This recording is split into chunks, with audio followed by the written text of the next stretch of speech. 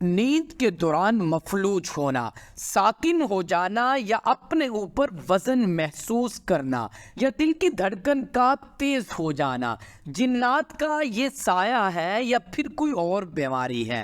دوران نیند کچھ لوگ محسوس کرتے ہیں کہ ان کے سینے پر کوئی بھاری چیز، جن، چڑیل، جانور یا کوئی اور مخلوق چڑھ کر دبوچ رہی ہے، گلا دبا کر مارنا چاہتی ہے۔ اس مخلوق سے خود کو چھڑانے کی بھرپور کوشش کرتے ہیں اور پھر کچھ مزاحمت کے بعد بالآخر ہم کامیاب ہو جاتے ہیں اور وہ مخلوق ہوا میں اڑ کر غائب ہو جاتی ہے۔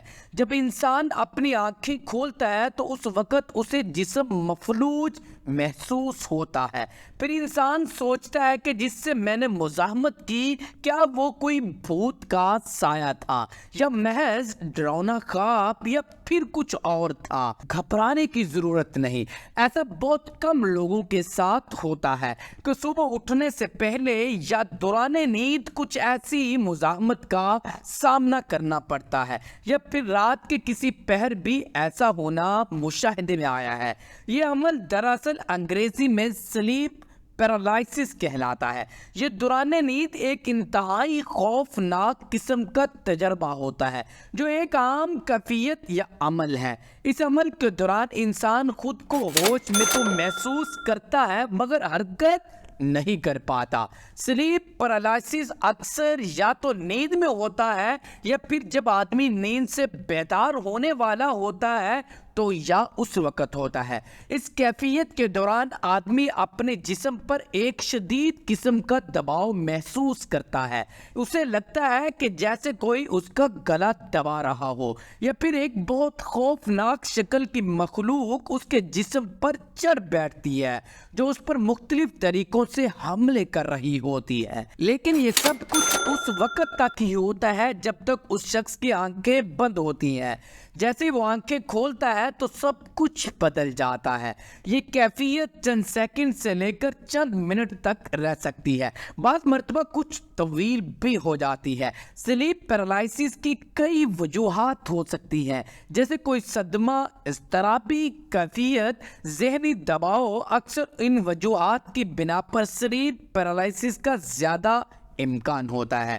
ماہرین صحت کے مطابق دوران نیند انسانی جسم مختلف مراحل سے گزر رہا ہوتا ہے۔ نیند کے ان مراحل میں ایک مرحلہ REM کہلاتا ہے، جس میں تقریباً 1.5 سے 2 گھنٹے کے بعد خواب آنا شروع ہو جاتے ہیں۔ اس عمل کے دوران آدمی بے حس و حرکت پڑا رہتا ہے اور اپنے دماغ میں ہونے والے واقعات کو دیکھ رہا ہوتا ہے۔ دلچسپ امر یہ ہے کہ اس عمل کے دوران قدرتی طور پر ہمارا جسم مفلوج ہو جاتا ہے تاکہ دوران خواب ہم اپنے آپ کو کوئی نقصان نہ پہنچا دیں۔